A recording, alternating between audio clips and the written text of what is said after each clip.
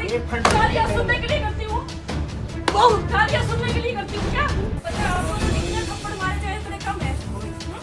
मुझे ऐसा समझ करना। उन्होंने कृष्णा गहलोत के बारे में बोला, पहले कमलेश डांडा के बारे में बोला, और उन्होंने ऐसा बोला तो वो जाट महिलाएं होते हुए ऐसे हांटती रहती है। तो सोनाली जी, आपकी इतनी खूबसूरत, आपको क्या ज़रूरत है ये आम मंडी में धक्के खाने की, इनके किसानों के बीच घूमने की? आपको सारी सुविधाएं घर पे ही मिल जाएंगी। इस तरह की चीज़ें जो मतलब मैं ये एक बात बताई मैंने आपको, मैं सारी बातें आपको नहीं कह सकती, बस इसी बात में आप समझ जाओ मुझसे बर्दाश्त नहीं हुआ, और कोई भी महिला होगी वो कोई बर्दाश्त नहीं करेगी ऐसी बातों को।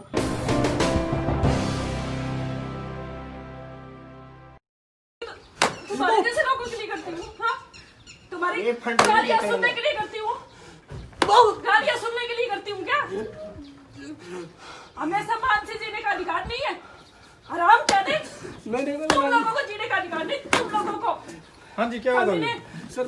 मैं तो जो काम का नोट कर लिए, जो भी काम का बहन जी ने, इन्हें क्या शेड बनाने के लिए मैं शेड बनाने के नोट कर लिए। मैं सेक्रेटरी मार्केट चलो में रिपोर्ट लिखो इसके खिलाफ। जो भी काम का मेरे सारा काम सर, मैं सेट बनाने के लिए काम, मैंने सेट बन जाएगा जी। जो भी मैं इसने गलत भाषा इस्तेमाल की नहीं जी, और मेरे साथ इतनी बदतमीजी से बात की है। मैंने बात बहन जी, मैं तो यहाँ बैठ के आपने कहा दफ्तर में गए थे बहन जी, वहाँ रिपोर्ट लिखो। तो लेकर चलो नहीं, मैं काम कर रही हूँ बाहर निकल के। सर। क्या समझ रखा आपने मुझे? बहन जी, पता है आपको तो जितने थप्पड़ मारे जाए उतने कम है।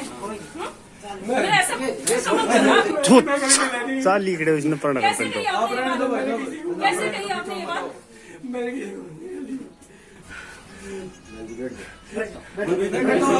मैं किसी को मैं कुछ एक शब्द नहीं निकलता मेरे मुंह से, मारना तो दूर की बात है। हमारी लड़की समान है। मैं तो सर आपके आपके घर में माँ बहन नहीं है, आपके घर में मैं मिला ही आप बोले जा रहे मैडम भी है, हमारी रिश्तेदार भी है, रिश्तेदार भी है। मैं तो अभी आपके हमें आप होती है। क्या मामला मैडम इधर देखते जी।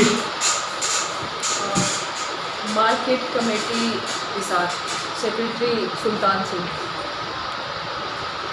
जैसे कि आप लोग जानते हैं आदमपुर विधानसभा के कुछ गांव की जो खरीद है अनाज की वो आदमपुर की बजाय हिसार मंडी में आते हैं। अभी चने की खरीद चल रही है, तो 2 दिन से लगातार परेशानी आ रही थी हमारे पास। कम से कम दिन में 100 फ़ोन आते हैं। कोई कहता है पानी की व्यवस्था नहीं है, कोई कहता है कि पैसे मांग रहे हैं खरीद के नाम पे, टोकन जब दिया जाएगा। 400 रुपये पर क्विंटल मांगा जा रहा है। और एक किसान अपनी तुलाई करवा के सारे चने की और फिर लेके आया था कट्टों में भरवा के, फिर उसी में से जब उसने तुलाई करवाई है दूसरे दिन, तो उसमें से चने उसके कम हो गए हैं, कई 100 किलो चने कम हो गए उसके।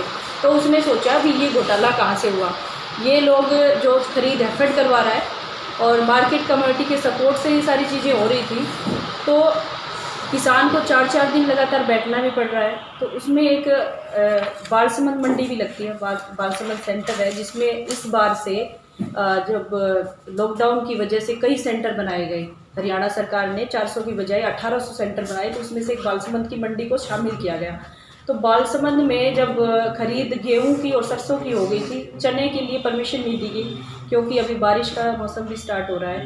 तो चना अगर मंडी में आता है, बिना शेड के चना उगना स्टार्ट हो जाता है अगर पानी गिर जाए तो ये सारी समस्याएं थी। मैं कल मार्केट कमेटी चेयरमैन से भी मिली, महावीर जांगड़ा जी ने कहा हमारे पास बजट है और हमारे अधिकार में आता है बालसमंद का जो मंडी का एरिया है, तो अगर आप चाहें तो जल्दी से जल्दी मंत्री जी से बात करके ये शेड वेड लगवाए जा सकते हैं और जल्दी काम शुरू हो जाएगा। तो हम लोगों ने सोचा भी मार्केट कमेटी के जो सेक्रेटरी है उनसे भी बात की जाए, जो जल्दी काम हो जाए।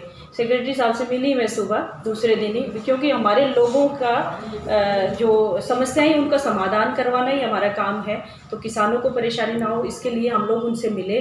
उन्होंने बहुत अच्छे सभ्य तरीके से बात की, वैसे जाते ही चाय पूछा, पानी पूछा, बोले मैडम जी जेई को भी बुला लेता हूँ, एक बार अपन जा आते हैं बालसमंद और बालसमंद का देख लेते हैं, लिख लाते हैं क्या क्या कमियां हैं, वो सारी चीज़ करवाएं। वहाँ जाने के बाद उन्होंने कहा गेट की कमी थी, 4 दीवारी है वहाँ पे, फ्लोर बना हुआ था पक्का और दुकानें भी बनी हुई है वहाँ पे। फिर उसके बाद जब शेड लगाने की बारी तो वो मेरे को दिखाने के लिए, मैंने कहा दिखा दो कहाँ कहाँ शेड लगना है, तो वो जो जैसे फ्लोर बना हुआ है उसको दिखाने के लिए उन्होंने जैसे ही वहाँ खड़े हुए तो मेरे को एकदम अचानक से उन्होंने कुछ ऐसी चीज़ें बोली। मेरे को शर्म आ रही है, जैसे मैं अगर क्या बताऊँ आप लोगों को, इसलिए मैं आप लोगों के सामने नहीं आना चाह रही थी। लेकिन आज अगर मैं नहीं बोलती हूँ तो ये मेरे खाली एक महिला का सवाल नहीं है, ये जो भी कामकाजी महिला है उन सब का सवाल है। अगर कोई पुरुष उसके बारे में गंदी भद्दी टिप्पणी करता है तो मुझसे तो बर्दाश्त नहीं होता। उन्होंने कृष्णा गहलोत के बारे में बोला, पहले कमलेश ढांडा के बारे में बोला, और उन्होंने ऐसा बोला कि वो जाट महिलाएं होते हुए ऐसे हांडती रहती है।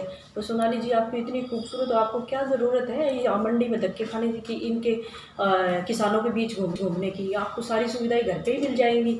इस तरह की चीज़ें जो मतलब मैं ये एक बात बताई मैंने आपको, मैं सारी बातें आपको नहीं कह सकती, बस इसी बात में आप समझ जाओ मुझसे बर्दाश्त नहीं हुआ, और कोई भी महिला होगी वो कोई बर्दाश्त नहीं करेगी ऐसी बातों को।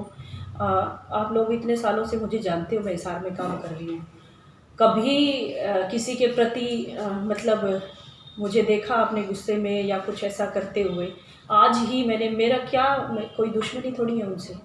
बहुत अच्छे तरीके से उन्होंने जब तक ये सारी चीज़ें कही बताई, मैंने कहा बहुत अच्छे अधिकारी है ये, वो जल्दी काम करवाने के लिए कह रहे हैं कि किसानों की समस्या हल हो जाएगी। मुझे क्या पता था वो कि मुझे अकेले जब मैं वहाँ खड़ी हूँ तो मुझे ऐसी भद्दी बातें वो मुझे बोलेंगे कि आपको से निकलने की ज़रूरत नहीं है, क्यों निकल रहे हो? इसका मतलब कि महिला को अधिकार नहीं है घर से बाहर निकलने का, वो काम नहीं कर सकती। तो मैडम, इस मामले में जैसे आप शब्द बोल रहे तो कुछ शिकायत भी दी है पुलिस थाने में? जब मैं शिकायत देने पहुंची तो वो बिल्कुल मेरे पैरों में गिर गए, बोले बहन जी मुझे माफ़ कर दो, आप मेरी बहन समान हो और मुझे माफ़ कर दीजिए। तो इस तरह की चीज़ें हुई भी है वहाँ पे, लेकिन मैं विचार कर रही हूँ अभी इस पे, जो मतलब एक ये सारे समाज के लिए मैसेज है, एक महिला के मान सम्मान को ठेस पहुँचाना। तो मैं इस मामले में मुझे विचार करना पड़ेगा कि मुझे रिपोर्ट दर्ज करवानी चाहिए कि नहीं। तो सुल्तान सिंह जो है वो खुद भी एक अधिकारी हैं, आप भी एक बीजेपी में पद के ऊपर हैं, तो इस तरीके से होते हुए भी जो मामला हुआ तो उसमें मारपीट करने के बजाय मतलब पुलिस में शिकायत है कि इस तरीके से नहीं किया जा सकता, मतलब इतनी क्या नौबत आ गई थी मतलब मारपीट करने की? देखिए, कोई भी महिला मेरी जगह होती ना वो यही करती।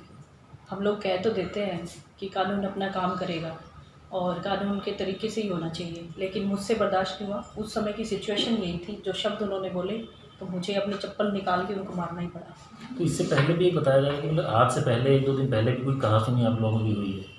नहीं, उससे पहले मैं जानती नहीं उनको, कभी मेरी उनसे कोई मुलाकात नहीं है, मैं पहली बार मिली थी उनसे। तो अभी शिकायत का भी आप सोचेंगे, मतलब अभी शिकायत देंगे कि नहीं देंगे? शिकायत मैं दूँगी, बिल्कुल दूँगी, क्योंकि अगर मैं आज शिकायत देती हूँ तो कल को वो किसी और के साथ भी ऐसा करते हैं। मैडम, अधिकारी की तरफ से भी रिपोर्ट दर्ज करवाई जा रही है, सुनने में आ रहा है, क्या कहना है आपका उसके लिए? देखिए, वो करवाते हैं तो करवाएं इस मामले में, लेकिन मेरे साथ जो व्यवहार उन्होंने किया उसके लिए मुझे भी करवानी पड़ेगी। क्या महिला आयोग से भी नहीं इस चीज़ की शिकायत की जाएगी? उन्होंने वो रिपोर्ट दर्ज करवाने की अभी बात करते हैं। उन्होंने वहाँ लिख के मुझे कि बहन जी मुझे माफ़ करो, लिख के माफ़ीनामा दिया है, मैं आपको दिखा देती हूँ। मुझे माफ़ीनामा मैं दिखाती हूँ। उन्होंने कबूल किया मैंने अभद्र भाषा उपयोग की और इसके लिए मैं माफ़ी चाहता हूँ। तो वो किस बात की रिपोर्ट दर्ज करवाएंगे? प्रशासनिक तौर पर भी कहीं आप सरकार को शिकायत करेंगे, कार्रवाई के लिए प्रशासनिक कार्रवाई? बिल्कुल मैं शिकायत करूँगी।